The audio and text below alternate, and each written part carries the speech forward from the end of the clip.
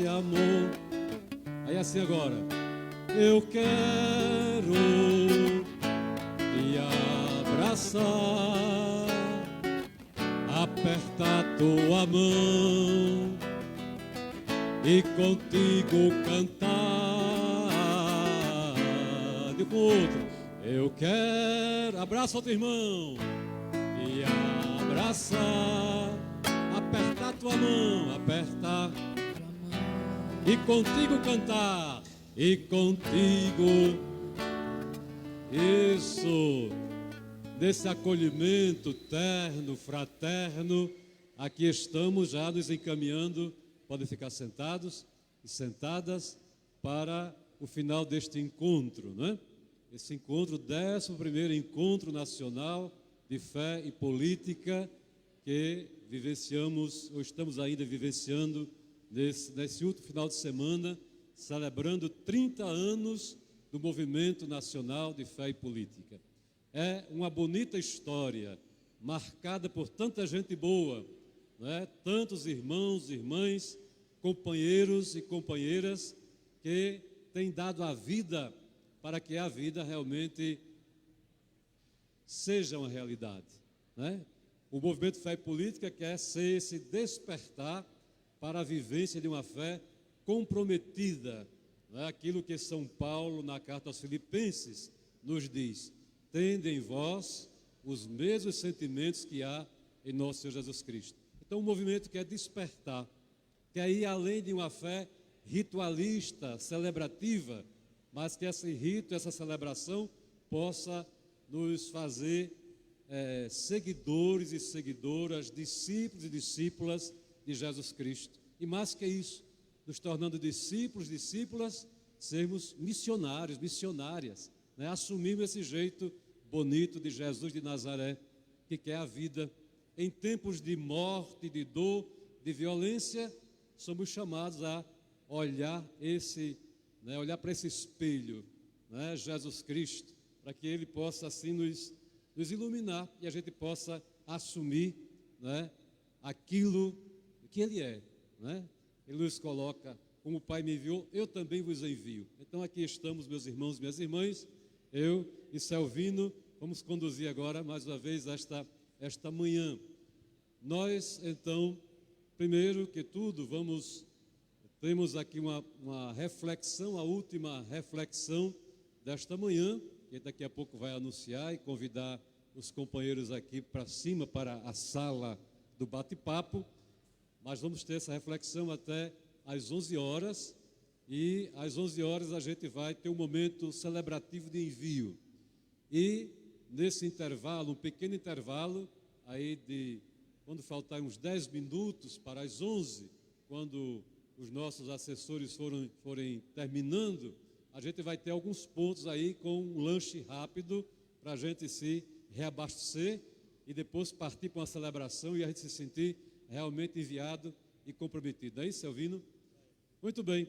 Então, ontem nós pedimos a quem estava aqui representando, então, organizações a nível de Estado, de federação, mandatos, etc., nós solicitamos, então, que nos apresentassem os nomes. E aí, nós temos aqui uma relação, e aí acho que Selvino poderia nos ajudar, né, Selvino? Aqui, vamos então aqui chamando, a gente não, infelizmente, pelo tempo, não vamos ter como abrir a fala para nenhum, mas a gente gostaria pelo menos de conhecer, saber quem está aqui, né, quem está na luta, nessa vivência, nesse casamento fé e política, né, quem está na ação do dia a dia, né, em nossos estados, em nossas comunidades, né, que tem um exercício de mandato, que são vereadores, que são deputados, dirigentes sindicais, de federações, etc. Então, Selvino aqui vai nos ajudar a chamar.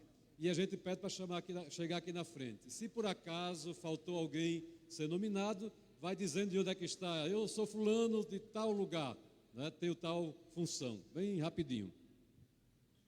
Vou ler. Bom dia a todas e todos. Vou ler os nomes que temos aqui. Foi pedido desde ontem, anteontem, que cada um, né, colocasse seu nome na listagem. Vereador João Câmara, Rio Grande do Norte, o vereador Pastor Frank, está aí? Chega aqui na frente para a gente tirar uma foto coletiva depois.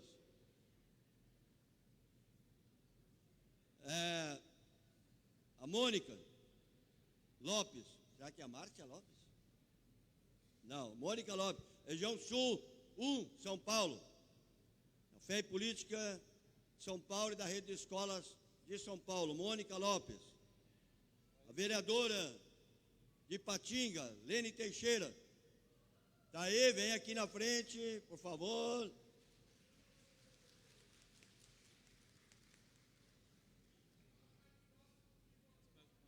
Mônica Lopes, já chamei, Pastor Frank, já chamei. E agora está aqui a Lene Teixeira. Maria Lúcia, que é do Museu Quilombola Gameleira, São Tomé, Rio Grande do Norte. Está aí, aplausos. A representação do deputado federal Vicentinho, de São Paulo, a Adriana, que é assessora. Lembrando que o Vicentinho era para estar aí em função dos acontecimentos de Brasília e tudo mais, acabou não podendo vir. Prefeito de Barreiras, só está faltando o nome dele aqui. Se estiver aqui, por favor, compareça que a gente diz o nome. Prefeito de Barreiras.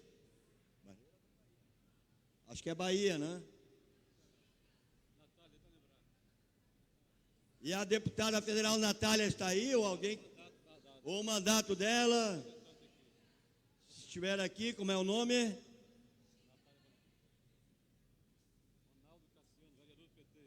Ronaldo Cassiano, Carinhanha, Bahia.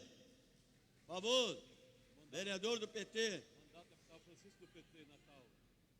Mandato do deputado Francisco, Natal. Por favor, está aí? Quem é a pessoa? Para a gente dizer o nome. Mandato da deputada Isolda, Natal. Da deputada Isolda, Natal. Está aí? Como é o nome? Mossoró. Ronaldo Cassiano, vereador do PT. Ronaldo Cassiano, vereador do PT de Carinhanha, já chamei. Está aí? Está aí, é tu? Aí, beleza. Marquinho Lemos, deputado estadual do PT de Minas, está aí?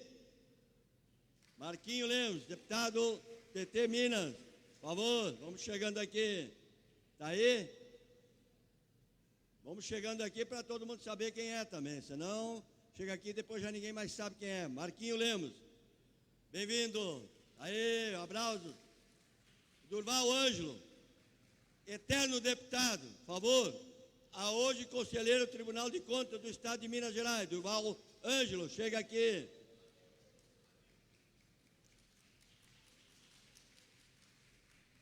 Mais alguém aí que não foi citado ou que por algum motivo não? Dirigentes nacionais de movimento sindical ou de movimentos sociais, tem alguém aqui? Tem que... Eu sou meio surdo. Iris de Oliveira. Secretária de Estado do Rio Grande do Norte. Iris de Oliveira, secretária de Estado de quê? Da Assistência Social aqui do Rio Grande do Norte. Mandato do deputado federal Padre João, do PT de Minas. A Silene, que é assessora aqui. Alguém mais? Quem é a pessoa? Movimento População de Rua. Tem alguém aí de direção? Quem é a pessoa? Por favor, para a gente poder dizer o nome. E aí, companheiro, como é o nome? Vanilson Torres, Movimento Nacional População em Situação de Rua. Bem-vindo. Quem mais? Vamos lá, tchê.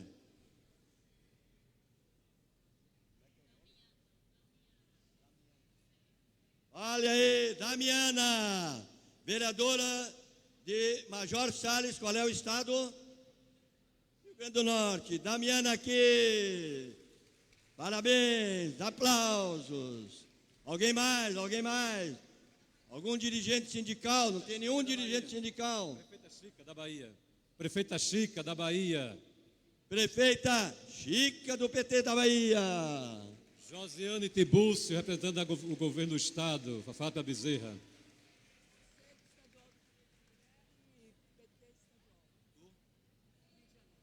Tá, mas vai falando.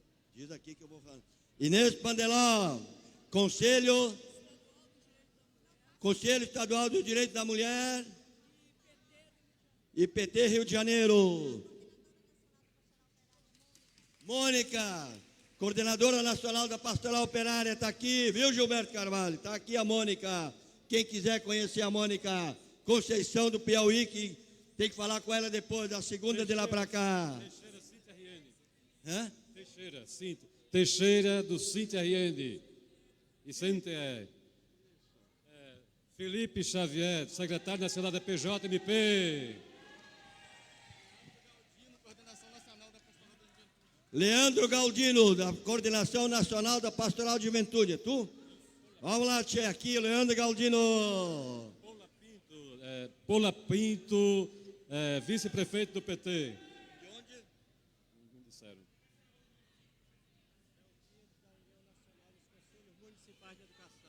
Melquiades aqui comigo, do Conselho Nacional, União Nacional dos Conselhos Municipais de Educação. Por favor, chega aí na foto.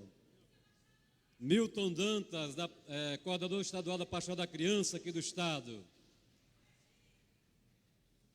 Vamos lá, tchê. Beleza, beleza. Vamos juntando um pouco mais aí para a foto histórica do 11º Encontro Nacional Fé e Política.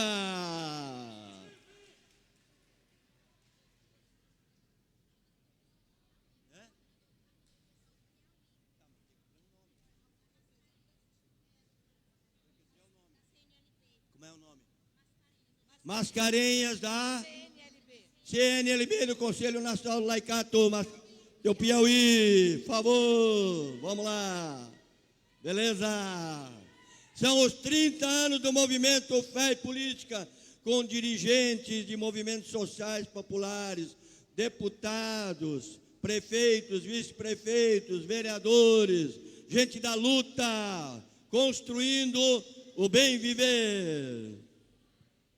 Muito bem, tem mais alguém aí que não, no meio da Assembleia? Com algum? Associação Internacional de Caridade. Fátima Leal. Isso, muito bem. AEC, da AEC. Mais alguém? Queremos então acolher a todos e a todas com a salva de palmas bem forte. Esse pessoal que faz história, esse pessoal que está na luta no dia a dia, né, pelo bem comum, pela vida.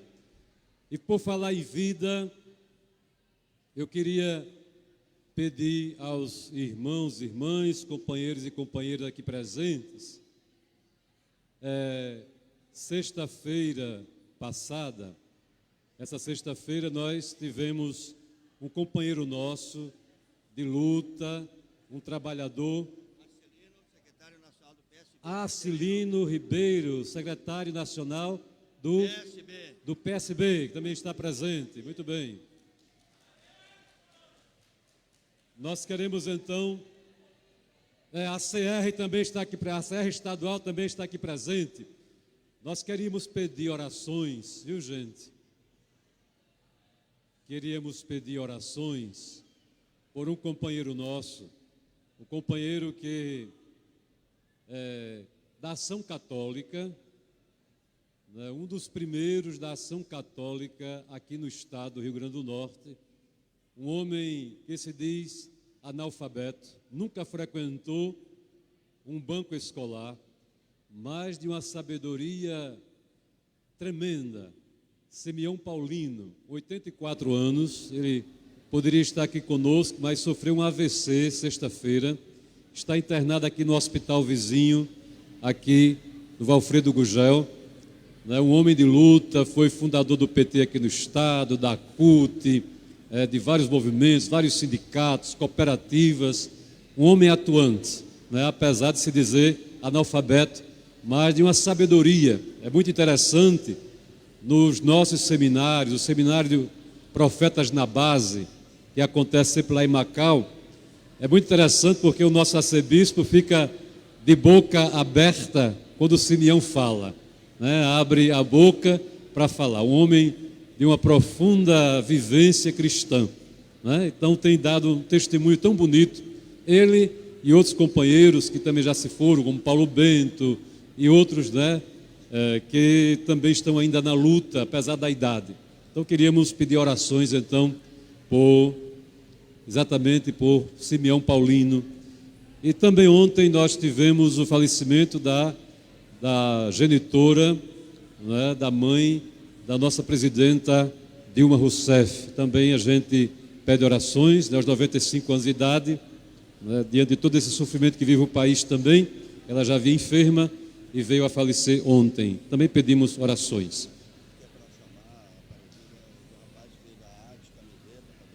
Ah, sim, queríamos chamar aqui Mano está aí, Mano, o jovem da PJMP que fez essa bela arte do nosso encontro. Então, ali vem descendo ele aí, uma salva de palmas para Mano, Manuel Joaquim. Ele sempre está nos ajudando, exatamente nos nossos encontros, atividades. Ele é aquele que a gente pede, Mano, por favor, dá um jeito aí, dá as ideias, né, o tema, e ele de repente fez essa arte tão bonita, né, uma salva de palmas aí para ele, né, companheiro aí de luta. Muito bem, Mano, muito obrigado então, Deus te abençoe e continue firme na luta, meu irmão, beleza.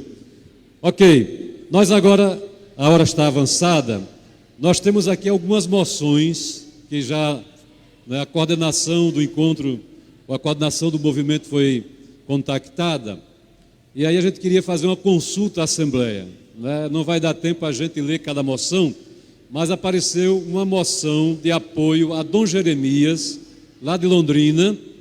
A Diocese editou uma cartilha exatamente contra, né, mostrando o beabá, né, contra a reforma da Previdência.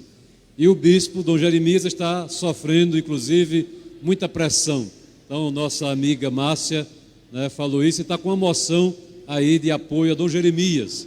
Então é muito importante que nesse momento a gente, né, como movimento, a gente se some a esses companheiros e companheiras que nos apoiam, né? Então é importante isso.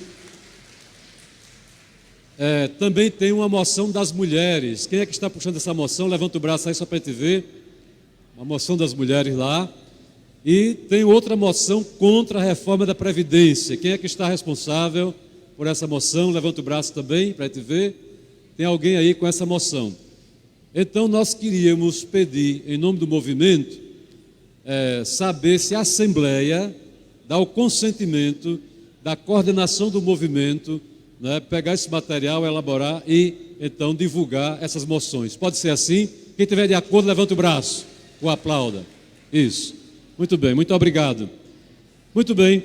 Então agora nós queremos chamar, né, o nosso palestrante, né, e o fundador do Movimento Nacional Fé e Política, ele com tantos outros companheiros. Eu não vou fazer a apresentação, mas convidaria aqui também o Padre Murilo, né, porque acho que o Padre Murilo tem mais propriedade. Cadê Murilo? Padre Murilo, para apresentar então o nosso assessor desta manhã. Vem cá, Padre Murilo. Esse aqui é o Padre Murilo, coordenador então da Vigária Episcopal das Pastorais Sociais da nossa Arquidiocese de Natal, né? E Padre Murilo então foi aluno deste assessor, então peço que ele faça a apresentação então do assessor de agora, tá bom? Beleza. Então, bom dia a todos e a todas. Então, Frei Beto, esse grande militante do nosso país, da grande pátria da América Latina, esse frade dominicano que, desde pequeno, eu aprendi com ele muitas coisas, muitas lições, com os seus livros. Depois tive a graça de conhecê-lo e, desde então, Cartas da Prisão, que a gente acompanha, depois do Canto da Fogueira e tantos outros primeiros livros que alimentou a mística revolucionária, libertária no nosso país. Então isso é muito importante para nós, tê-lo entre nós. Depois, aqui, lá no Rio de Janeiro, quando era aluno na PUC, tive a graça, quando ele estava lançando o livro Batismo de Sangue, dizia ele naquela ocasião, fazia 20 anos que não pisava na PUC e lançou ali aquele livro. Por coincidência, já disse isso outra vez, no dia em que o filme foi lançado em Brasília, eu estava então também naquele dia do lançamento do livro Batismo de Sangue. Depois, então, ele veio aqui assessorar a nossa semana social, e podemos conversar algumas coisas. De modo que, para nós, é uma alegria muito grande ter esse homem que ajuda, que assessora, que faz despertar a consciência, então, de juntar fé e política. Então, quantos textos, quantos livros, quantas palestras, quantas coisas bonitas. E a conversa dele hoje aqui vai ser sobre a espiritualidade. Sem ela, a mística fica fraca. Sem ela, podemos até colocar a mística debaixo do travesseiro. Espiritualidade política, sinais dos tempos. Então, mais do que nunca, nós precisamos desta espiritualidade militante, desta espiritualidade do conflito, quando vivemos um tempo em que na maioria das igrejas, não só a Igreja Católica, a espiritualidade parece que vai para outra direção, para outro campo, parece que foge da luta. E então, essa oportunidade é uma oportunidade singular, dentro dos 30 anos do movimento Fé e Política, nós termos então a alegria e, como dizia Gabriel Marcel, aproveitar a oportunidade que Jesus passa. E Jesus passa também é anunciado para nós nesta palestra, nesta conversa de Frei Beto, que já está aqui.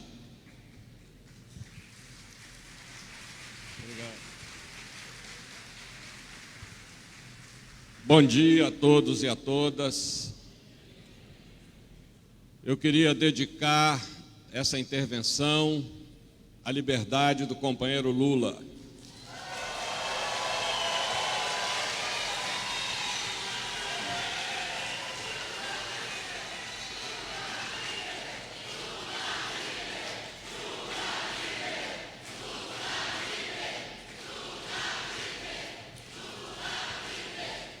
Bem, agora eu quero que vocês repitam comigo, para levar na cabeça e no coração.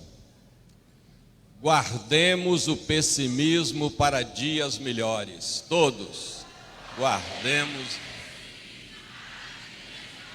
É isso aí.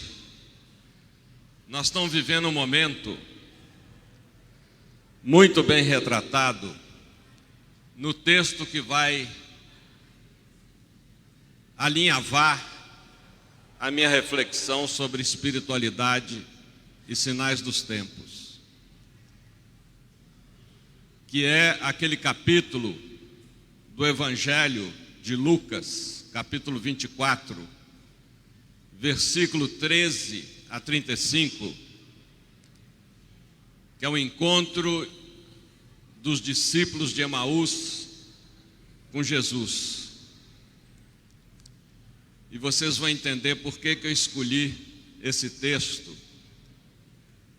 para alimentar, a partir desse 11º encontro, a nossa espiritualidade, porque tem muito a ver com o que nós estamos vivendo aqui.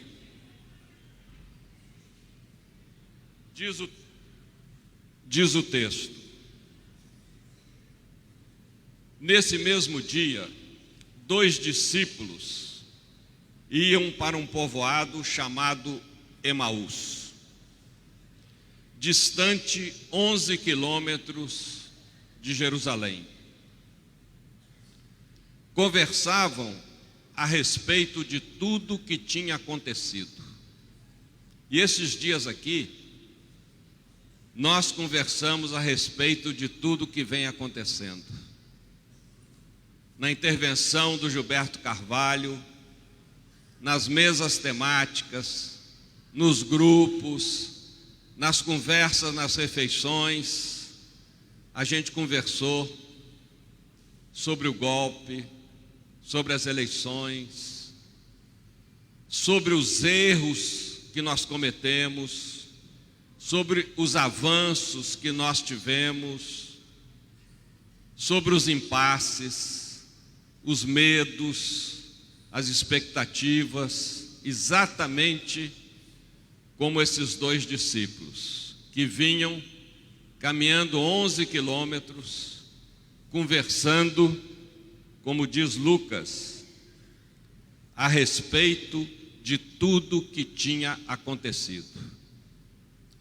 Enquanto conversavam e discutiam, o verbo é discutir. Por quê? Porque embora fosse dois, é como acontece entre nós, tem gente que discorda um da opinião do outro. Tem gente que acha que tudo que aconteceu não tem nada a ver com os possíveis erros que nós cometemos lá atrás. E tem gente que percebe que tudo que está acontecendo também tem a ver com alguns impasses nossos. Ou seja, será que a gente fez, nesses anos todos, a alfabetização política do povo? Será que a gente reforçou o nosso trabalho de base? Será que a gente, mesmo sob o pontificado de João Paulo II, fortaleceu as pastorais populares? Será que a gente, a CUT, reivindicava, tinha como bandeira o fim do imposto salarial obrigatório? E agora ela está na penúria, porque o Temer acabou com esse imposto. E aí? Será que o sindicato se mantém sem essa lei do imposto compulsório, que recolhia um dia de salário de cada trabalhador para a estrutura sindical? Será que a gente fortaleceu os movimentos populares? Ou será que a gente olhou para o governo do Lula e para o governo da Dilma como uma grande vaca que ia ter uma teta para cada boca? Agora a gente não precisava fazer nada porque o governo vai resolver tudo. Será que a gente, em vez de se mobilizar, a gente não teria se desmobilizado? Enfim, nós temos que refletir muito a respeito da história recente do Brasil e do que vem acontecendo hoje. Enquanto conversavam e discutiam, o próprio Jesus se aproximou e começou a caminhar com eles. Era comum, naquela época as pessoas caminhavam muito a pé. Não havia quase nenhum meio de transporte, a não ser os animais. As carroças, também puxadas por animais.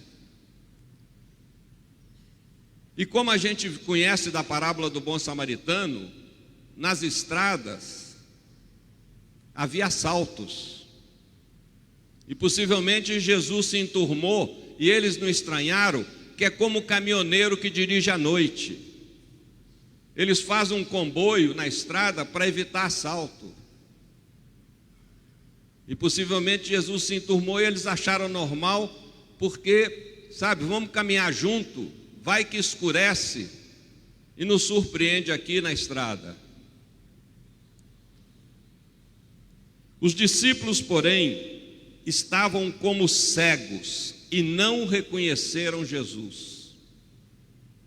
E nós? Será que a gente reconhece Jesus no nosso próximo? Os sinais do reino de Deus nos nossos movimentos sociais? A gente reconhece Jesus no morador de rua? A gente reconhece Jesus no pessoal LGBT todos e todas, como eu gosto de dizer, porque aí eu me incluo também, né? Todos e todas. Será que a gente reconhece Jesus nessas crianças que estão trancafiadas aí como bandidos, às vezes menores de 7, 8 anos, nessas casas do governo, fazendo curso fundamental de banditismo, sem nenhum processo reeducativo e de reinserção na sociedade? Será que a gente reconhece a presença de Deus na natureza? O Papa Francisco, nessa carta socioambiental, louvado sejas, quem não leu tem que ler em comunidade. Você quer fazer trabalho de base? Você quer começar pedagogicamente? Você não vai começar pelo Manifesto Comunista não, porque não vai dar certo. Você tem que começar por aquilo que interessa à comunidade. Então, pegue a carta do Papa, a encíclica do Papa, a única encíclica que Francisco fez até agora, Laudato Si, onde ele fez uma afirmação revolucionária, e eu estranhei que os teólogos conservadores da Igreja Católica não tenham aprontado uma grita, porque na teologia a gente aprende que as fontes da revelação cristã são apenas 3. E o Francisco mineiramente enfiou ali uma 4ª. Quais são as 3?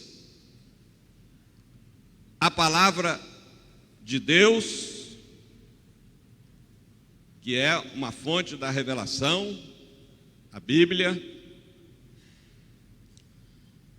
Jesus, que é a fonte que veio se manifestar, o próprio Deus entre nós. A tradição da comunidade cristã. E o Papa Francisco inclui a criação. A natureza é fonte de revelação de Deus. Acontece que nós, filhos e filhas da modernidade, não percebemos a natureza como parte da nossa existência. Eu aqui e a natureza lá. Nós somos sujeitos e a natureza é objeto. Infelizmente, nós não temos uma consciência de interação com a natureza. Em outras palavras, nós não somos na natureza como a garrafa em cima da mesa.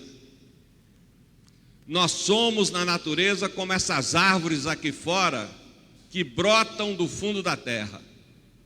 Mas a gente não tem consciência disso. A gente não tem consciência de que cada um de nós tem amigas minhas que não gostam de falar a idade. Eu digo, digam a idade, sem mentir. Quando perguntadas, digam, eu tenho 13 bilhões e 700 milhões de anos. Porque essa é a idade do universo. E todos nós aqui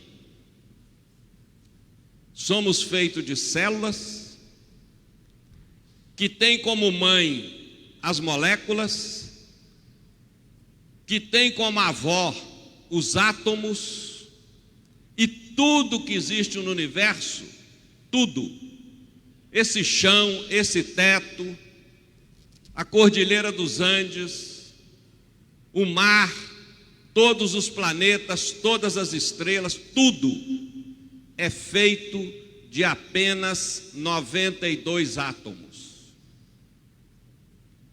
que estão no nosso corpo. Ou seja, e de onde vieram esses átomos?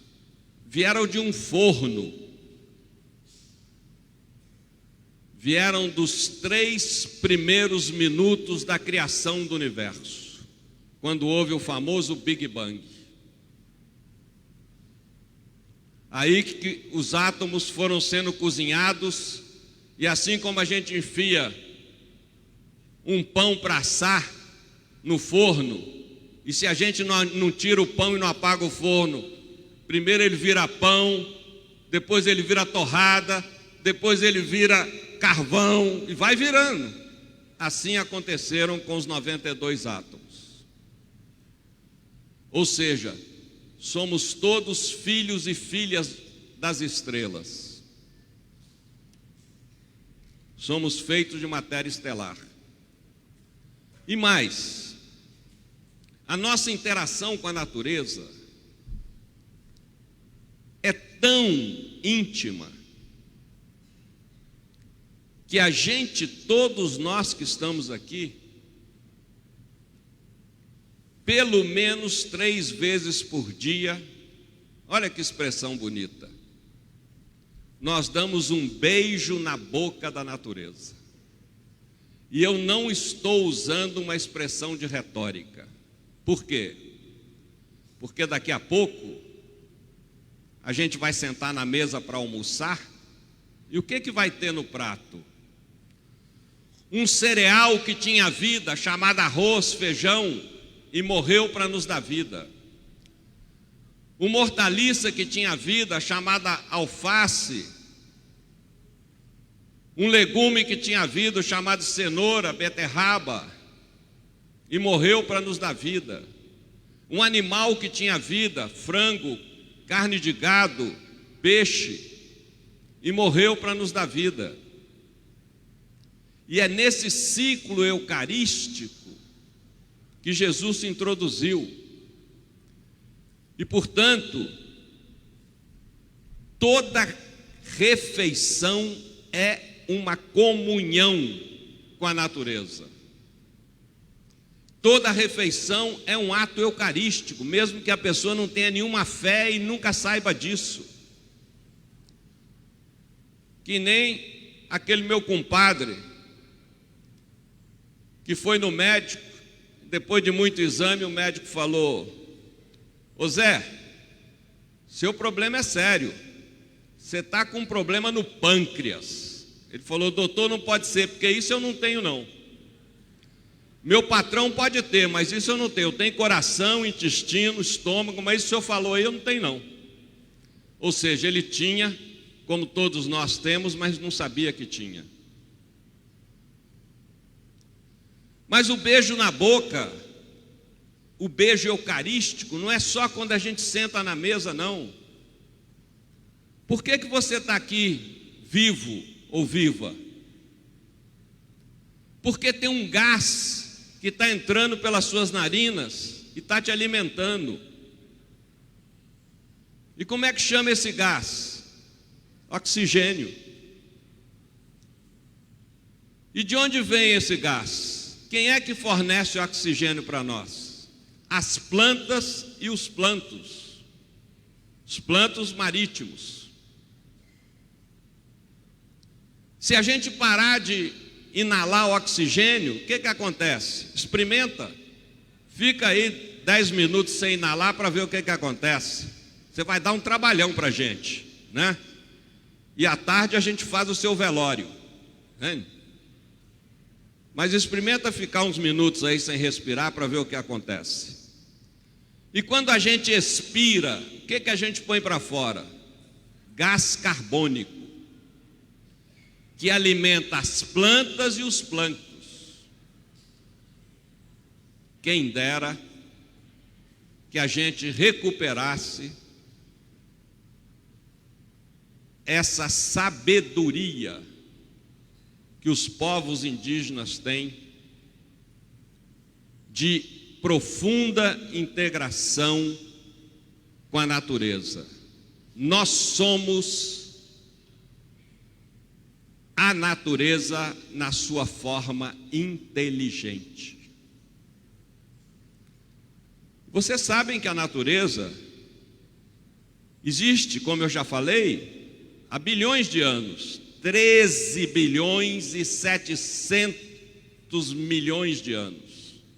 E nós, seres humanos, há apenas 200 mil anos na nossa espécie inteligente. Ou seja, a gente apareceu ontem.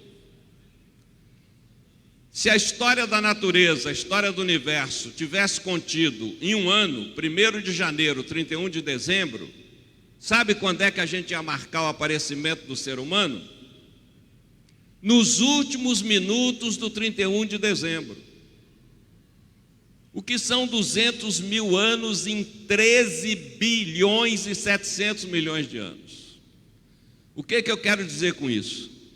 Que a natureza, durante bilhões de anos, viveu tranquilamente sem a nossa incômoda presença. E ela sabe que pode viver mais bilhões de anos sem a nossa incômoda presença.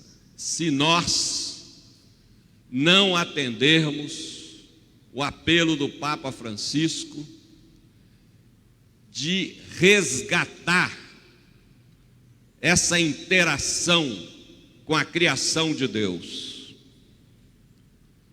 Você quer fazer trabalho de base? Chama o pessoal do seu bairro, do seu sindicato, da sua comunidade, para discutir a questão socioambiental. Vai até criança.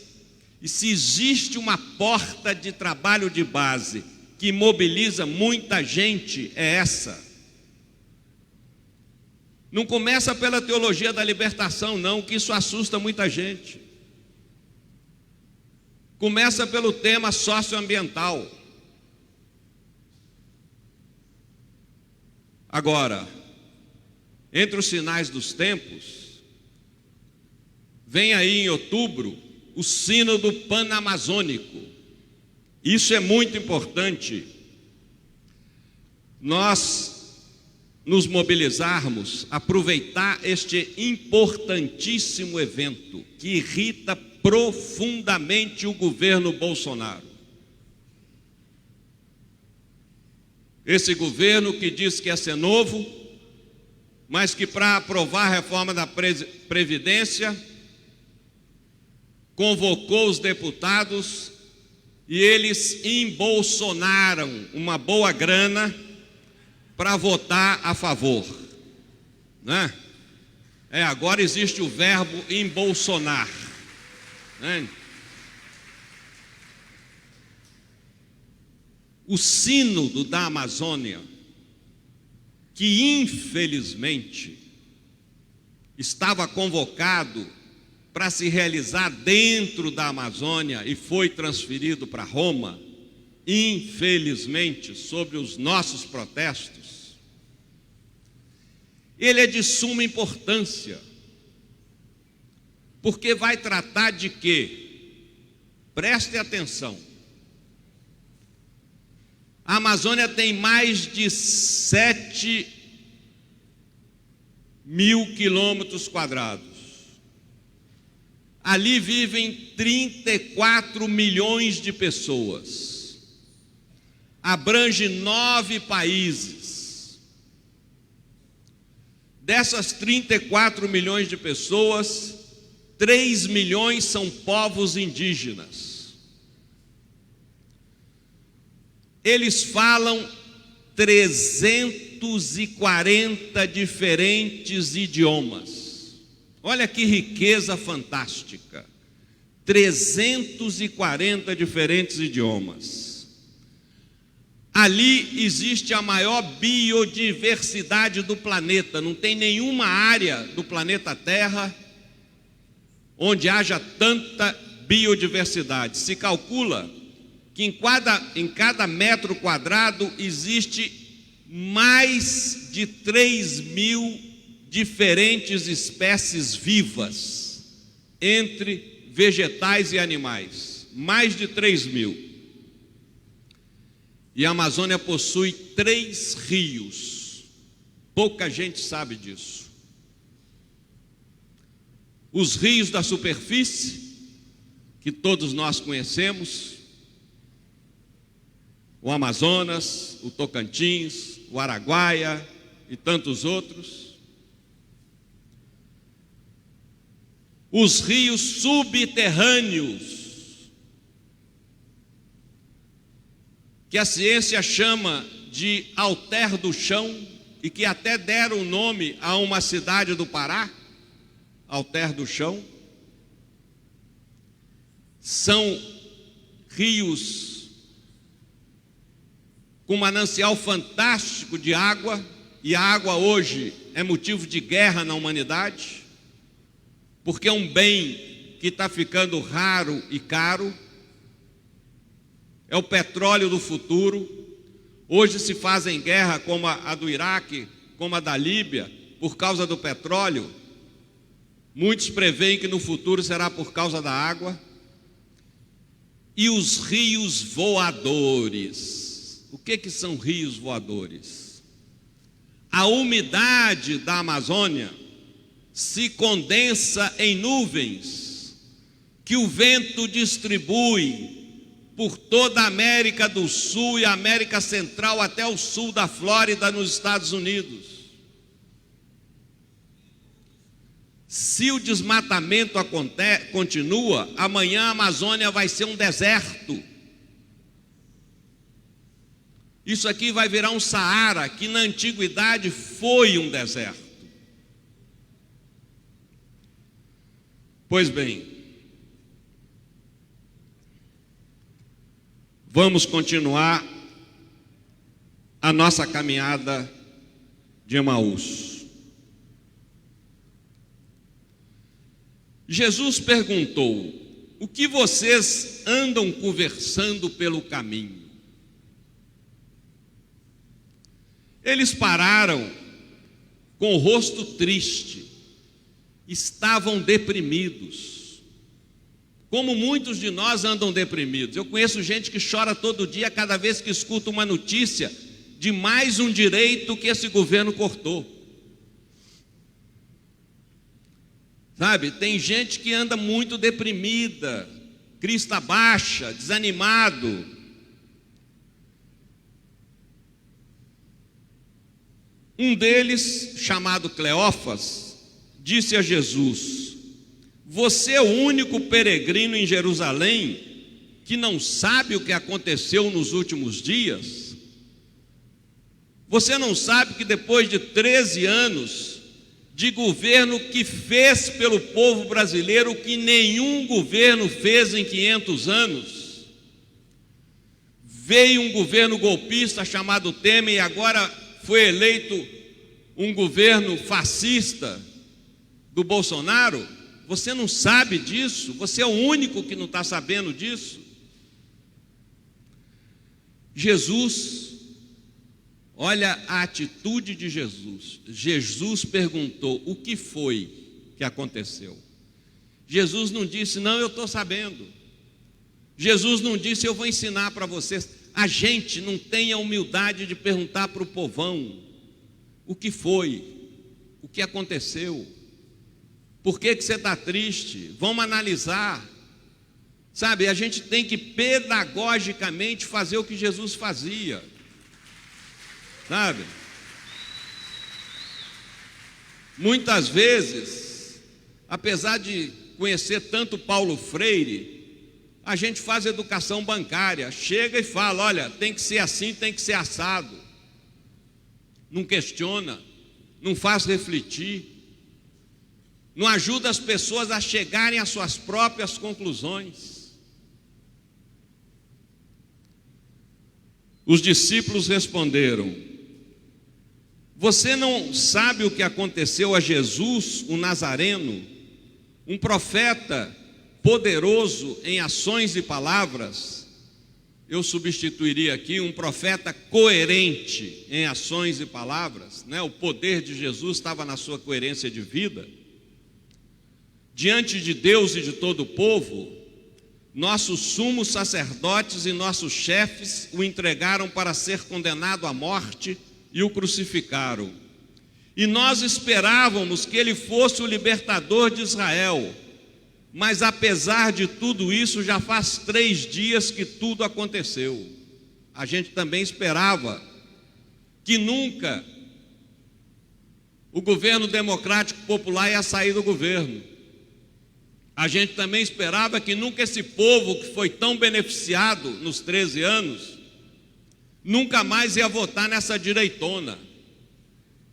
A gente também esperava.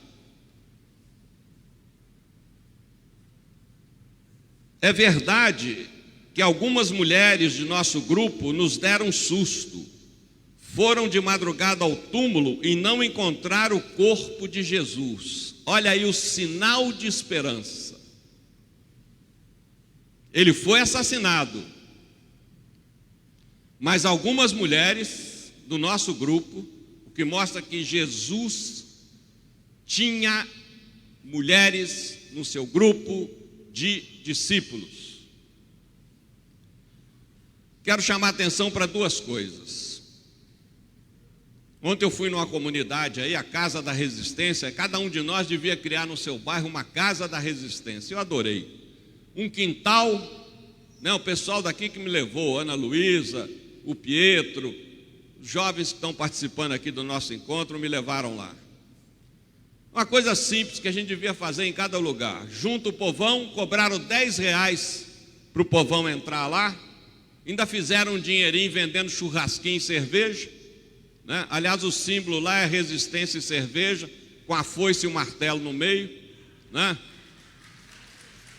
E eu lembrei isso. Tem gente que me pergunta: Beto, por que você se envolve com política? Eu falo, mas eu acho estranho perguntar a um cristão por que se envolve com política. Ah, por que você acha estranho? Porque todos nós cristãos somos discípulos de um prisioneiro político. Que eu saiba,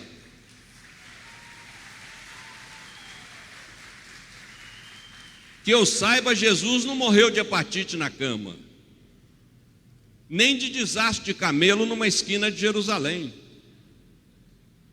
Ele morreu como Frei Tito morreu, como o Padre Josimo morreu, como tantos mártires da caminhada morreram. Ele foi preso, ele foi torturado, ele foi julgado não por um, por 2 poderes políticos. E foi condenado à pena de morte dos romanos que ocupavam a Palestina do tempo dele, que era a morte na cruz. E você vem perguntar para mim por que eu me envolvo em política?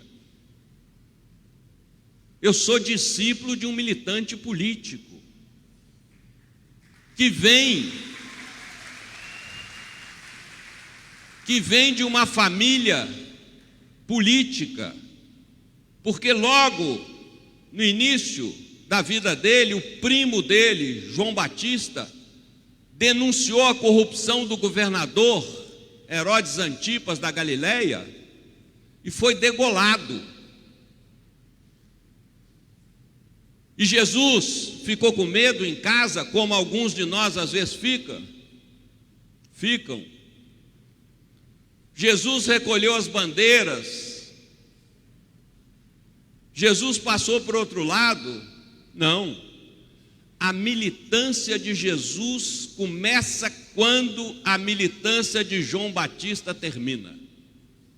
E os primeiros discípulos de Jesus eram discípulos de João Batista. Aí que ele começa o grupo militante dele, que a gente chama de grupo apostólico, no qual havia a participação de várias mulheres. Quer conhecer os nomes dessas mulheres? Abra lá na sua Bíblia, o capítulo 8 de Lucas, no versículo 1, número 1. Lá estão os nomes das mulheres do grupo de Jesus. Pois bem,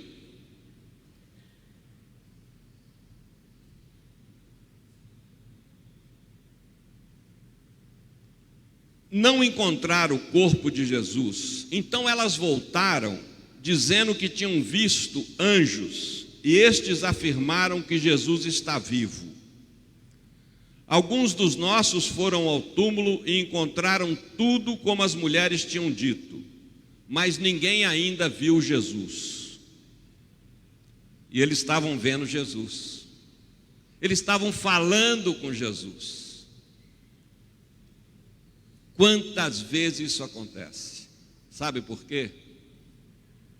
Porque a gente não cultiva a espiritualidade.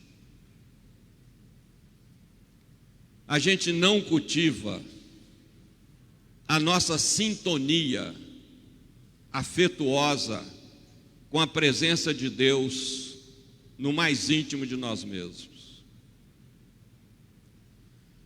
Ou a gente ora mal. Eu uso o verbo orar em respeito a tantos evangélicos como o Teobaldo, meu companheiro de pastoral operária, aqui presentes. E você sabe que os evangélicos não usam a palavra reza, que vem de recitar. E eles têm muita razão, porque muitos católicos só recitam orações, não são capazes de uma sintonia espontânea com Deus, como as pessoas têm na sua relação amorosa. Quando uma criança se relaciona com seu pai ou com a sua mãe, quando o marido com a mulher ou a mulher com o marido, sabe, não fica repetindo fórmulas. É uma linguagem que sai do coração. E nós católicos oramos mal, oramos muito mais com a mente, com a memória, do que com o coração, com o afeto. Falamos de Deus, falamos com Deus, falamos sobre Deus, mas não deixamos Deus falar em nós. Eu me lembro da minha mãe era cozinheira profissional, e ela tinha uma irmã, uma tia minha, chatíssima, que ligava para ela na hora que ela estava preparando o almoço, e minha tia falava tanto que minha mãe largava o fone, ia na cozinha conferir as panelas, voltava e minha tia não se dava conta que minha mãe tinha se ausentado, de tanto que ela falava. Como a gente faz isso na oração? Porque a gente tem medo de deixar Deus falar na gente. Porque quando a gente deixa Deus orar em nós, a gente percebe claramente aonde o sapato está apertando. E aí que vem a palavra conversão, que é uma categoria de trânsito. Eu vinha nessa direção, agora tenho que mudar para aquela. Mas a gente, sabe, vai empurrando com a barriga e não cultiva uma espiritualidade de muita intimidade com Deus, com a natureza, com o próximo e consigo mesmo. Eu aprendi na prisão, o contrário do medo não é a coragem, é a fé. Quanto mais fé tem uma pessoa, ainda que seja numa causa, quantos companheiros comunistas ateus que resistiram heroicamente à tortura? Porque eram corajosos? Porque faziam muita ginástica? Não, porque tinham fé na causa. O contrário do medo é a fé. Então Jesus disse a eles: como vocês custam a entender e como demoram para acreditar em tudo que os profetas falaram. Será que o Messias não devia sofrer tudo isso para entrar na sua glória? Então, começando por Moisés e continuando por todos os profetas, Jesus explicou para os discípulos todas as passagens da Escritura que falavam a respeito dele. Olha o trabalho de base. Como é que a gente vai entender a desgraça que se abateu sobre o Brasil com a eleição do Bolsonaro? Só através da memória histórica. E para ajudar nisso, eu falo de uma experiência pessoal. Eu passei na minha vida, eu, o Ivo, que está aqui presente, e tantos outros, por 2 grandes momentos de escuridão total, de fundo do poço. Primeiro momento, o golpe militar de 64 e depois as nossas prisões. Aqui tem pouca gente que já passou da Idade Média. Mas quem já passou ou quem estudou um pouco da história do Brasil, sabe que nos anos 60, a principal palavra que definia o nosso país era o adjetivo novo. A bossa era nova. O cinema era novo, a literatura era nova, havia um florescer enorme da democracia, as reformas de base iam ser feitas, a reforma agrária, a reforma urbana, a reforma tributária, a reforma política.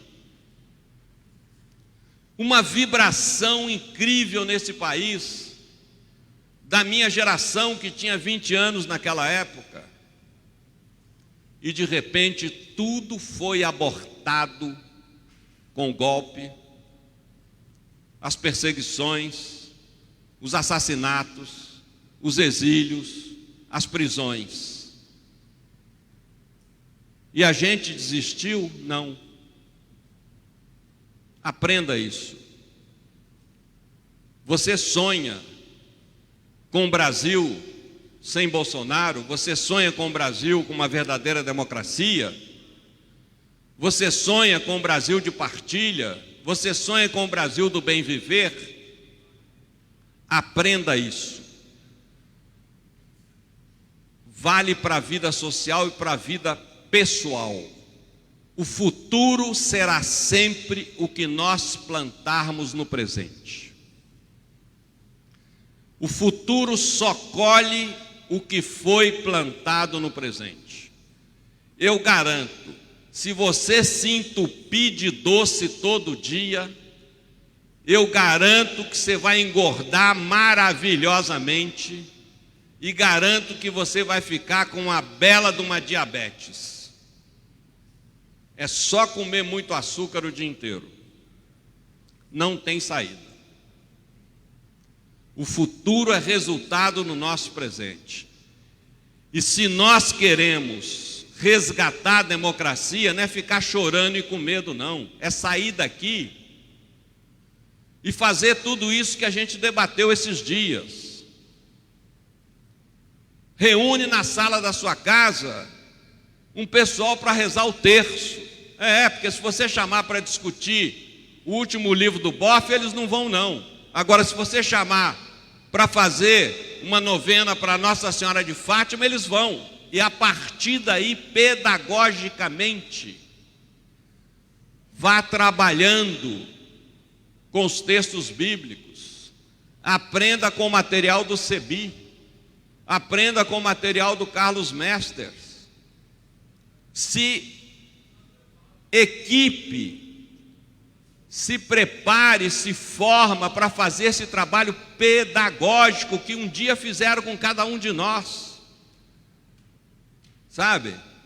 Parta daquilo que motiva. Ah, mas o meu grupo de amigos só se interessa, eu sou jovem, só se interessa por música. É daí que você deve começar. Pega as letras das canções de protesto, de esperança, sabe? Pega essas letras que falam da mudança. Ou seja, cada um de nós pode fazer muitos trabalhos de base, é só querer. O segundo momento que eu passei de muita baixa foi com a queda do Muro de Berlim. Quando o socialismo desabou. E agora o capitalismo domina o planeta inteiro. Com exceção de poucas ilhas de resistência como Cuba.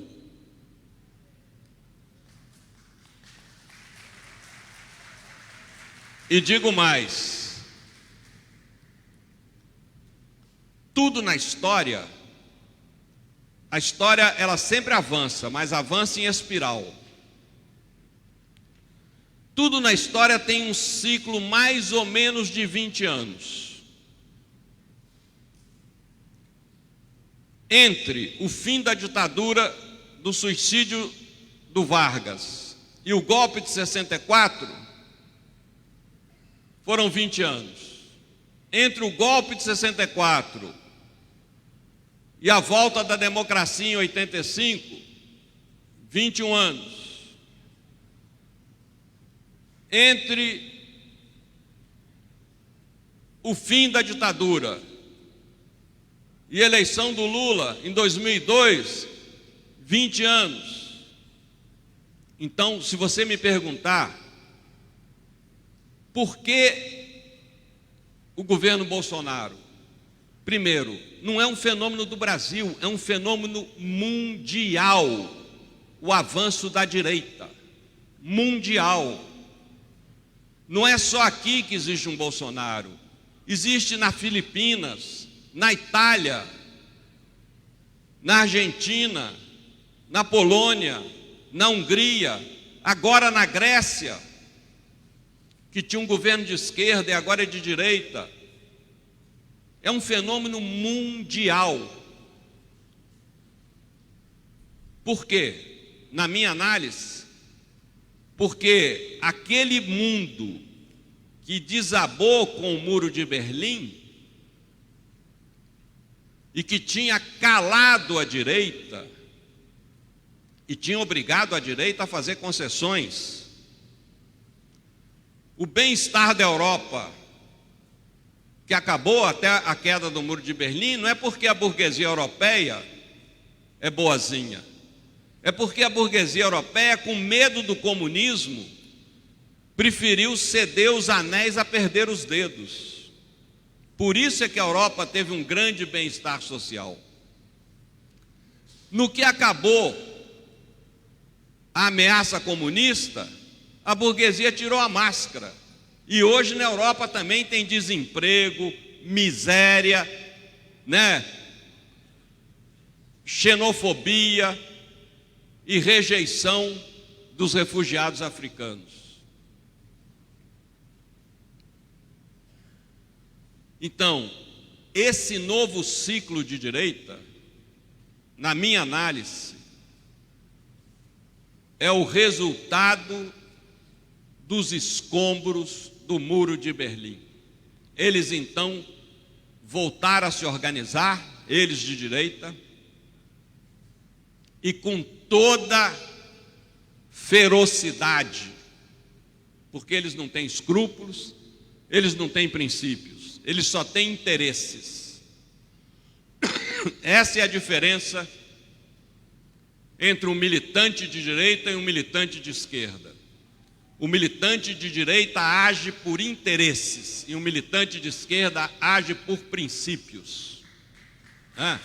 Essa é a diferença. E ai de nós quando não somos coerentes com os nossos princípios. O Fidel um dia me disse: um revolucionário pode perder tudo. Pode perder o emprego porque foi despedido, porque o patrão descobriu que ele é de esquerda. Obrigado.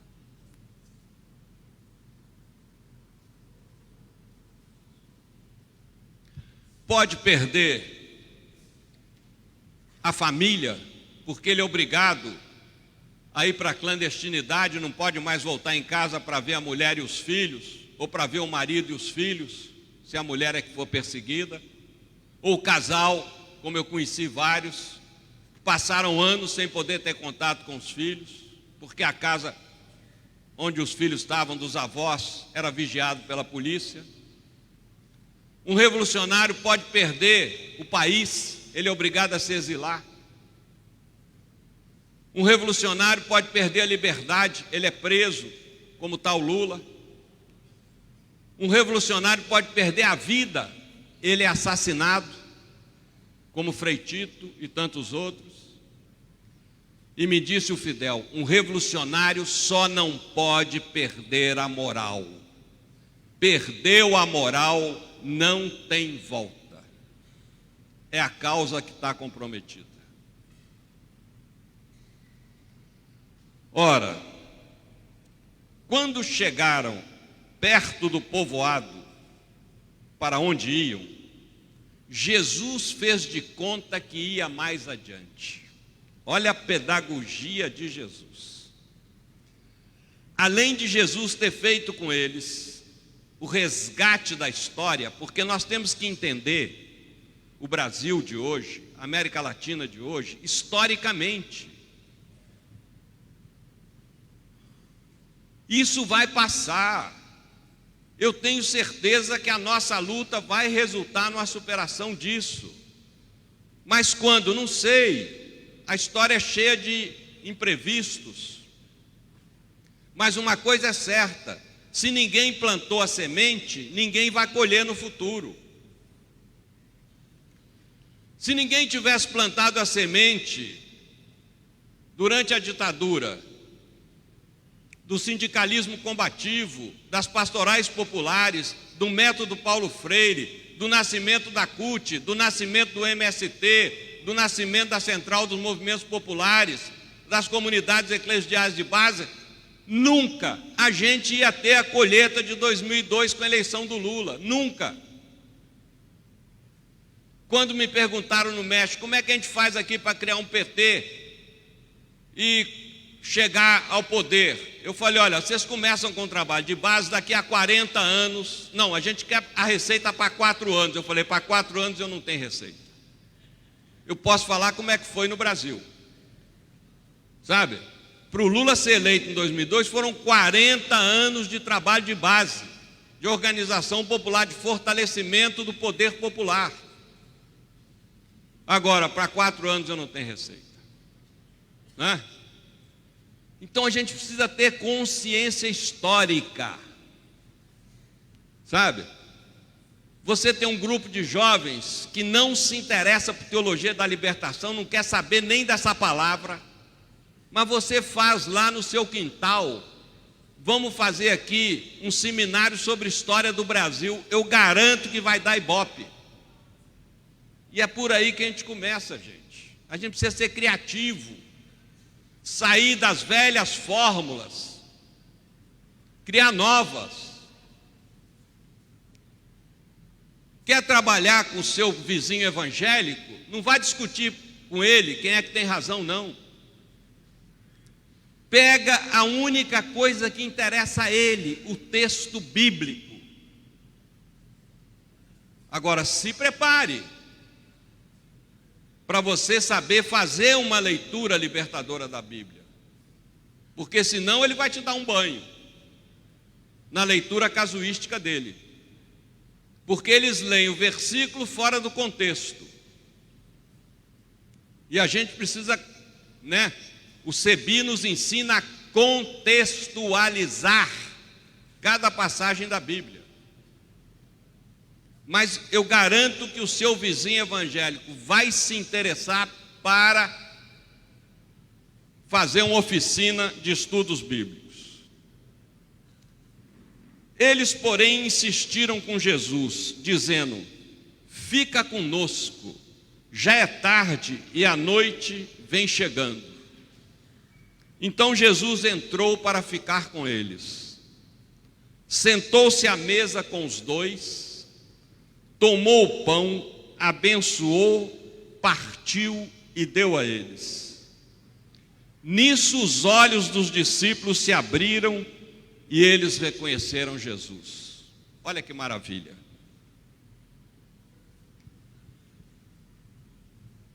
Toda vez que a gente reparte o pão é o símbolo dos bens da vida. Toda vez que a gente reparte o pão, a gente compartilha Deus. Toda vez que a gente reparte o pão, a gente reparte Deus.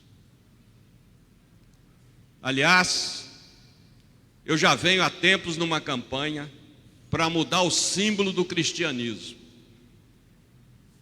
Não deve ser a cruz, que é um símbolo de morte, deve ser o pão, que é um símbolo de vida.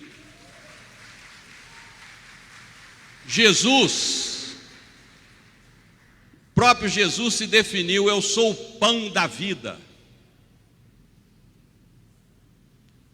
Quem comer da minha carne, quem beber do meu sangue. O sacramento mais importante é o sacramento do pão, da partilha do pão, da bebida e da comida, a Eucaristia. Aliás, esse é o perigo.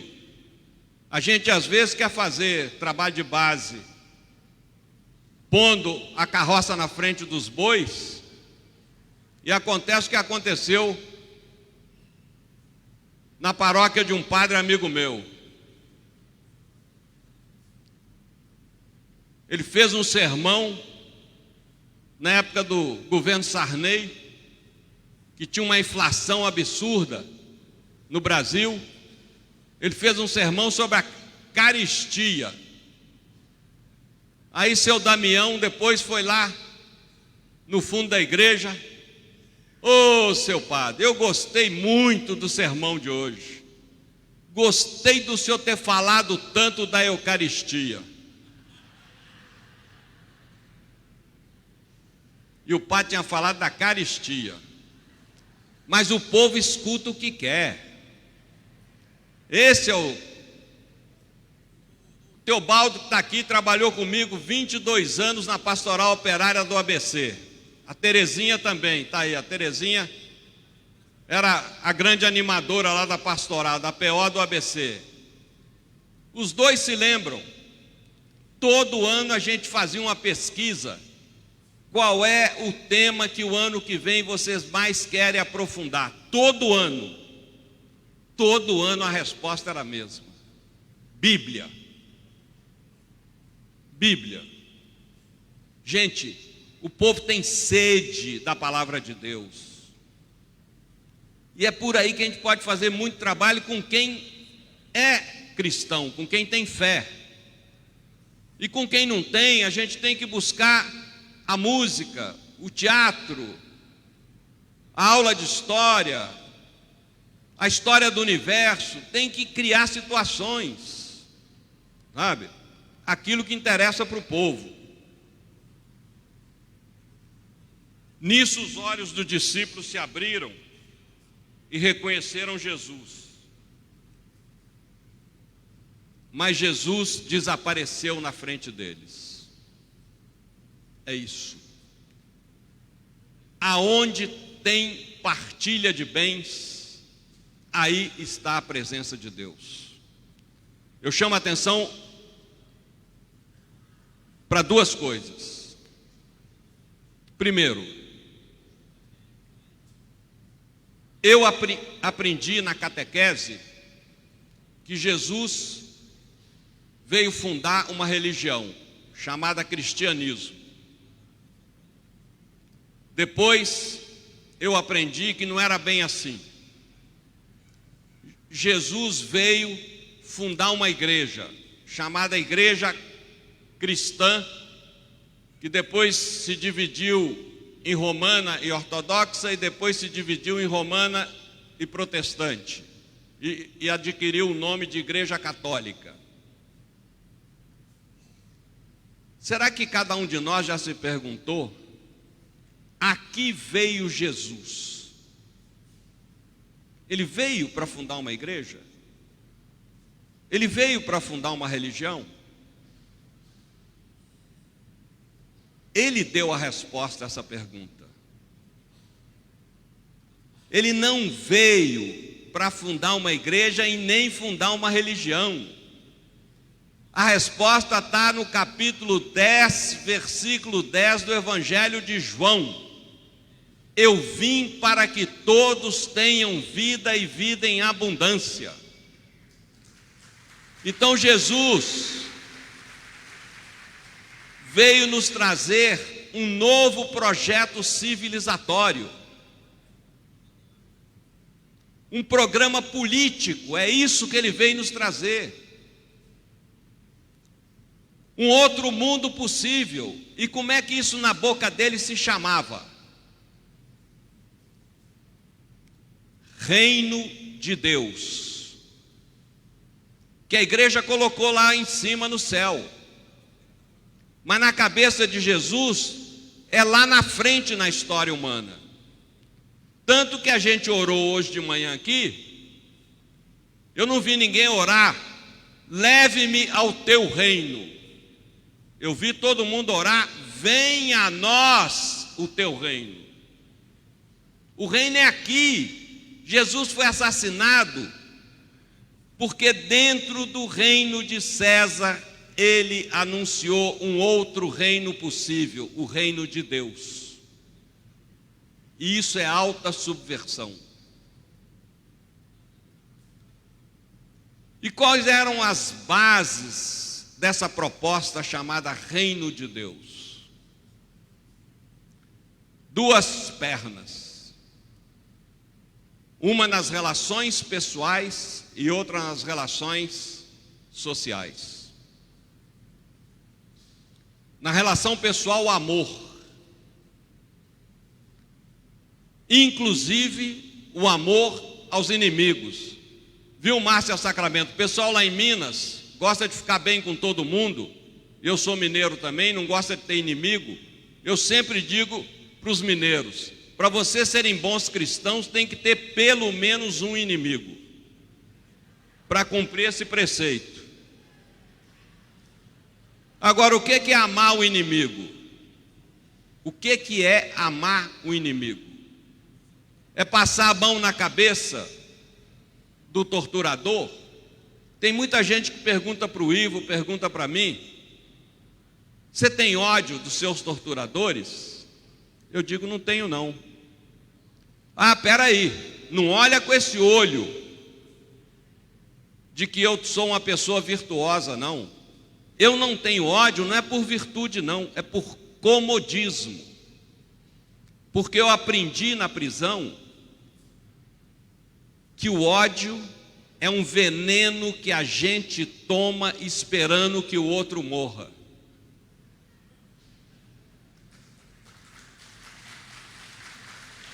O outro nem está aí com isso.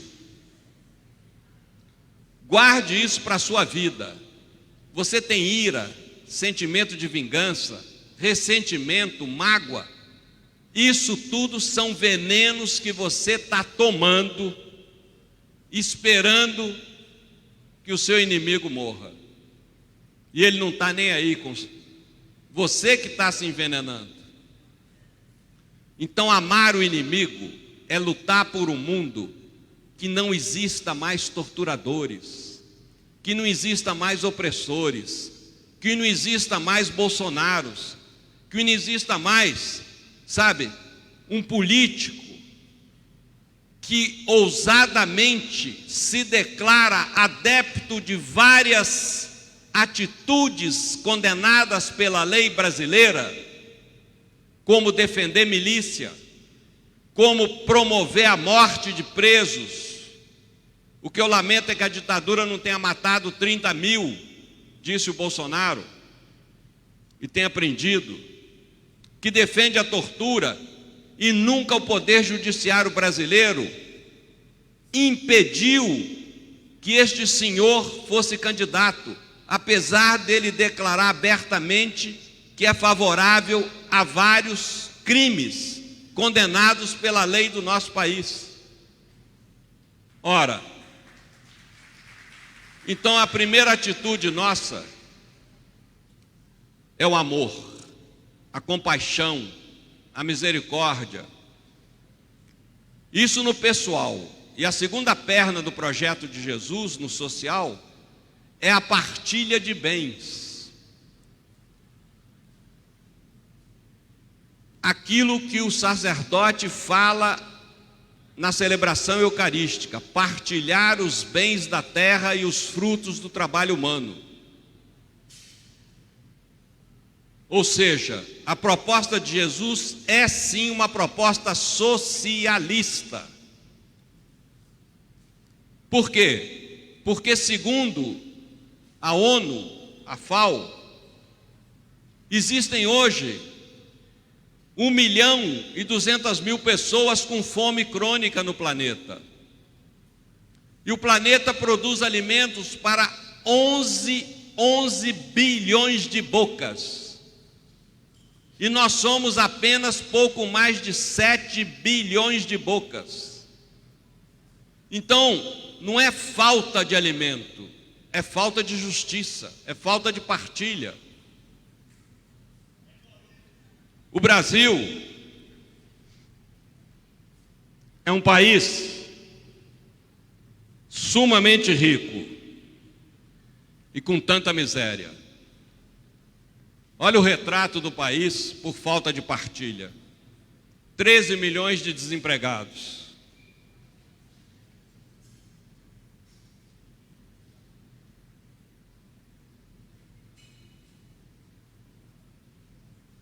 Em 2018,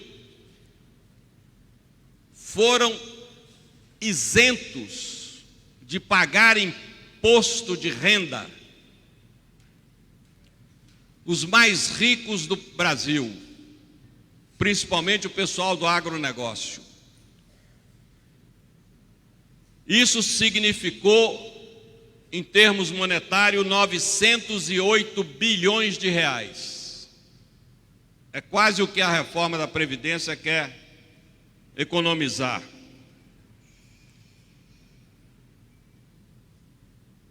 Cinco brasileiros, juntando a riqueza desses 5, é a mesma soma do dinheiro que possuem 105 milhões de brasileiros, metade da população do país. 5 pessoas desse lado, 105 milhões desse lado. Eles têm a mesma riqueza. Eu vou dar até os nomes: Jorge Paulo Lema, José Safra, Marcel Herman Teles, Carlos Alberto Sucupira e Eduardo Saverin. Esses 5 senhores têm no cofre o mesmo dinheiro da soma de 105 milhões de brasileiros. Nós somos o 9º país mais desigual do mundo e o primeiro mais desigual de toda a América Latina e Caribe. 1% dos brasileiros tem uma renda igual à renda de 25% dos brasileiros. E os 5% mais ricos têm uma fortuna igual à fortuna de 95% da população. E 80% dos trabalhadores da população, 165 milhões de brasileiros, vivem com uma renda mensal de no máximo 2 salários mínimos. E é esse o pessoal que vai ser mais sacrificado ainda pela reforma da Previdência. E que aplaudiu a reforma. E algum de nós fez um trabalho para explicar o conteúdo da reforma? Algum de nós convocou os vizinhos que estariam sim interessados em conhecer a reforma, porque na televisão e no jornal tudo é em linguagem complicada, para explicar, vamos estudar aqui essa reforma e vamos ver se o deputado que a gente votou vai votar de acordo com o que deve ser? Ou seja, nós temos um país extremamente desigual. E eu queria terminar dizendo o seguinte: passei por 21 anos de ditadura, passei pela queda do Muro de Berlim e não perdi a esperança. Passo agora como todos vocês por essa, como diz o Pedro, ocupação do Brasil por um governo espúrio, opressor, criminoso, e não perdi a esperança. E por quê? Porque eu sei que tudo que eles querem é que eu perca a esperança.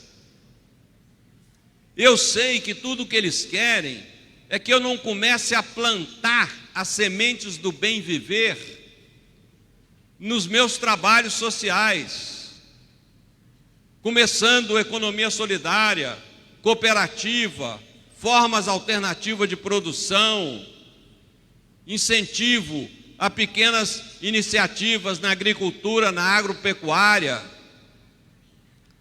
no artesanato. Tudo que eles querem é que a gente desista do outro mundo possível. Tudo que eles querem é que a gente tenha nojo da política, esquecendo que quem tem nojo da política é governado por quem não tem. E tudo que os maus políticos querem é que a gente tenha bastante nojo para eles ficarem à vontade com a rapadura na mão. Então nós, como os discípulos de Jesus, por fidelidade a esse povo que sofre, nós não temos direito de não ter esperança. E nós temos que transformar nossas vidas no que Jesus fez. O Jesus que está falando aqui com os discípulos de Emaús é aquele que acaba de ser crucificado, mas que no entanto deu a volta por cima. E essa é a garantia que nós também vamos dar a volta por cima. É essa fé na ressurreição que nos mantém combativos, ainda que nos assassinem, ainda que matem alguns de nós, ainda que prendam, ainda que desapareçam, ainda que implantem o terror. É como dizia o Enfio, eles podem esmagar uma flor, 2 flores, mas não pode esmagar a primavera.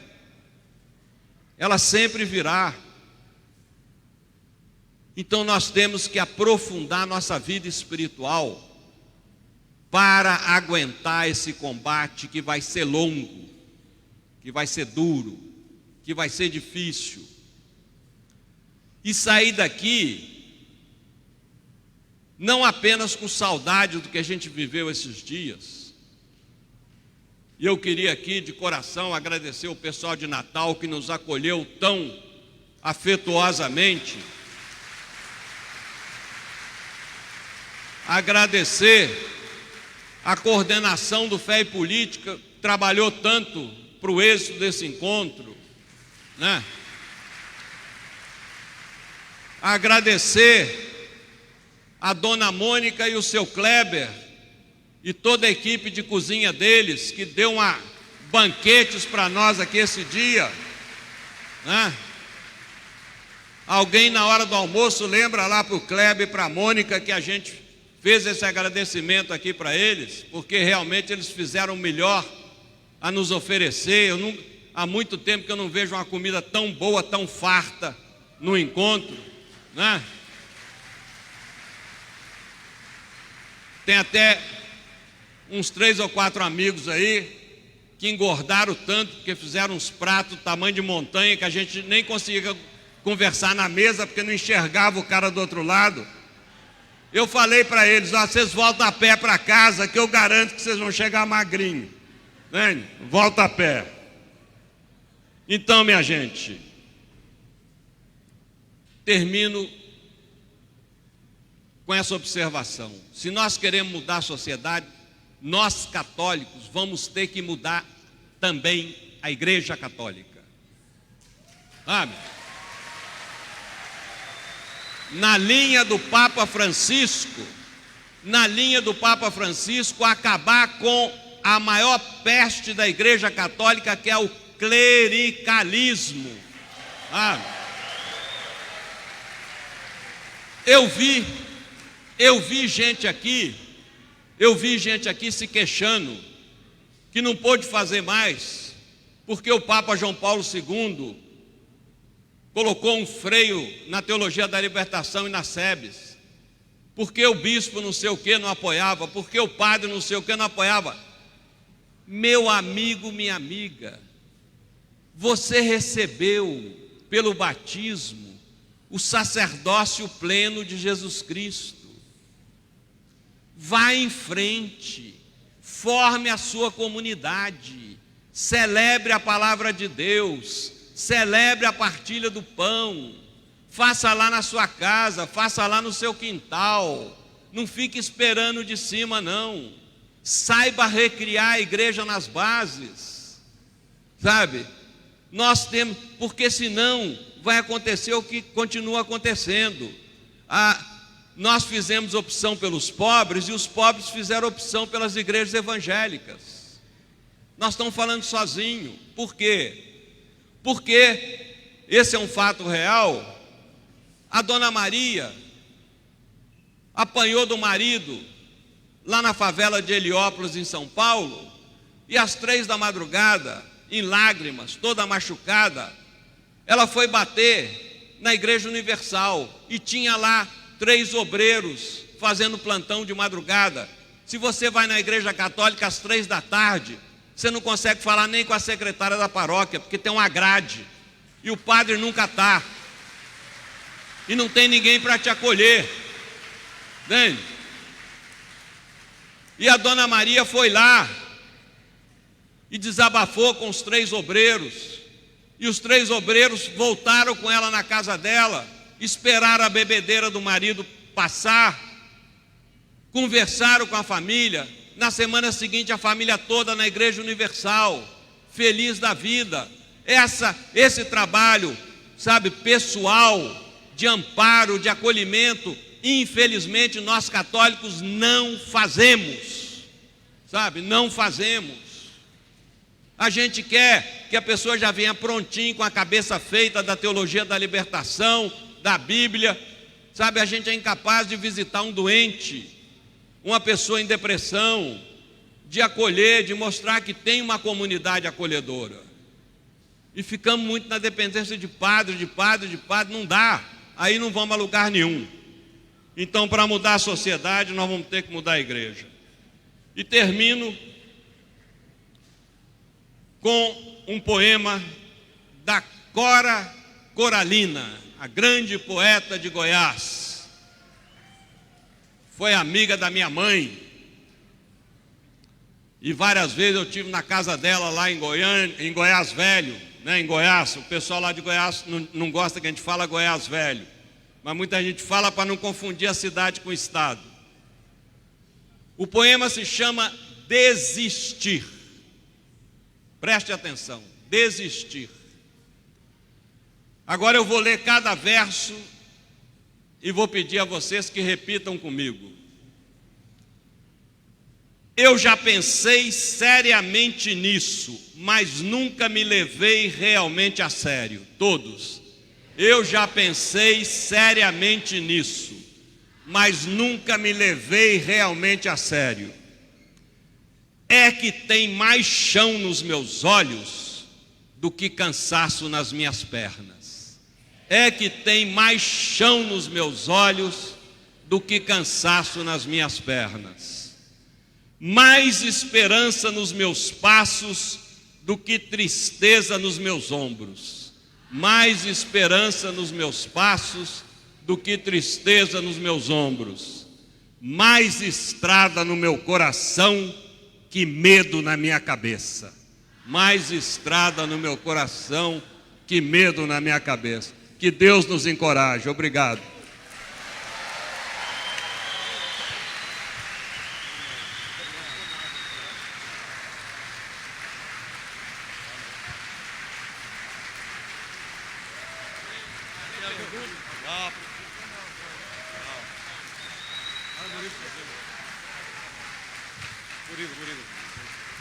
Maravilha!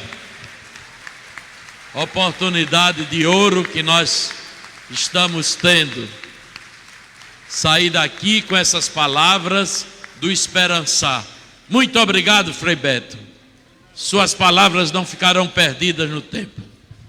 Só quero avisar o seguinte: o pessoal do financeiro do encontro, né, falou que o caixa está meio baixo aí para algumas coisas, então pediu a seguinte contribuição: toda aquela pessoa que tirou uma foto comigo tem que pôr R$1 na sacola. Basta isso. Ótimo, beleza. Muito bem, maravilha, né? Eu ainda achei poucas palmas, não foi? Uma salva de palmas assim, para valer, para Frei Beto e para todos nós, né? Muito bem. Antes da gente se dispersar, só um instantinho, gente, tem algumas coisas aqui, por bondade, se sentem, isso, aí tem aí a coleta, isso, a cesta aí da coleta. Muito bem. A gente quer divulgar, o pessoal da Rede Jubileu Sul, das pastorais sociais, preparou uma cartilha muito interessante sobre o desmonte da Previdência Social no Brasil. E aí eles estão querendo que pediram para a gente divulgar.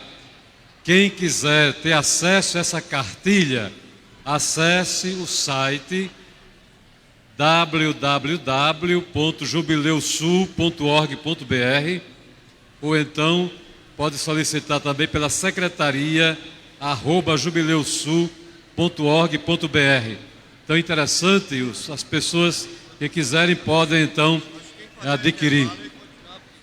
Muito bem.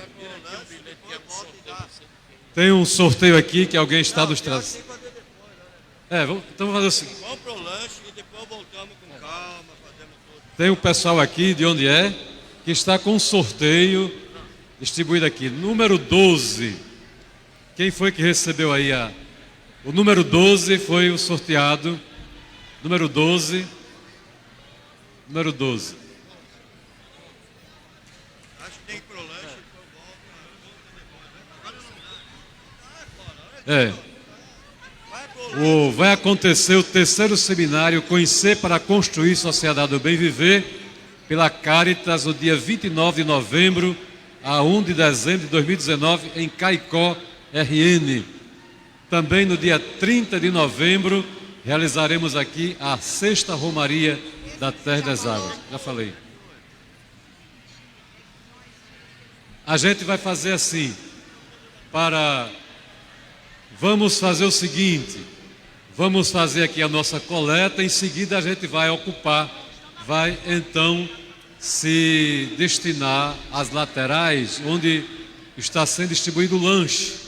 Logo depois do lanche, a gente pode pegar o lanche e já vir novamente para o centro, aqui para o ginásio. Ninguém saia, ninguém se despeça, para a gente voltar que tem a atividade final com a coordenação. Gente, vai ter a grande celebração dos 30 anos do movimento.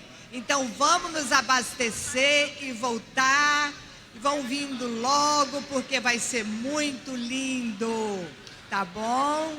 Como tem sido lindo desde o início. Então nós estamos aguardando vocês, abastecidos. Atenção, quem foi sorteado foi o número 12. Então, o número 12 apareça aqui para receber o seu prêmio, ok? Beleza. Porque se não chegar, a gente vai fazer outro sorteio. Ok? Número 12. Cartilha. Pronto. Era isso mesmo, né, para falar? Depois a gente fala do corpo.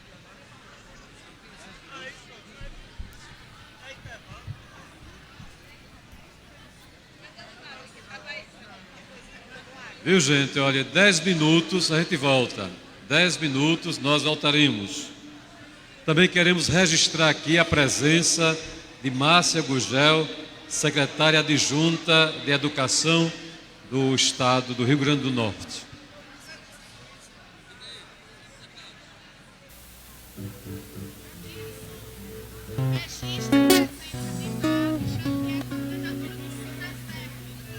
Também está presente Nádja, do Sindicato dos Servidores aqui do IFRN.